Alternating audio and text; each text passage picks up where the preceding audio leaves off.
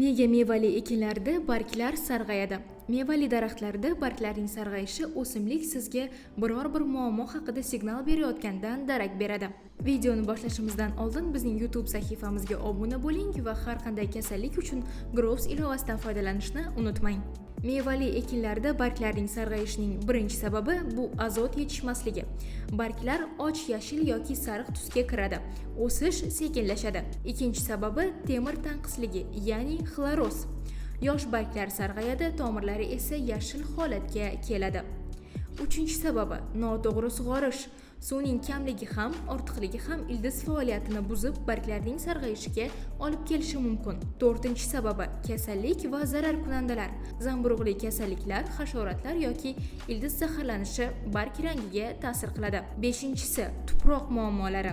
Sho'rlanish, pH muvozanatining buzilishi yoki oziqa moddalarining yetarli o'zlashtirilmasligi ham sabab bo'lishi mumkin. Yettinchi sabab tabiiy qarish jarayoni. Ba'zi hollarda vegetatsiya oxirida barglarning sarg'ayishi tabiiy holat hisoblanadi. Barglarning qayeridan va qanday tarzda sarg'ayishi sababini aniqlash muhim ahamiyatga ega.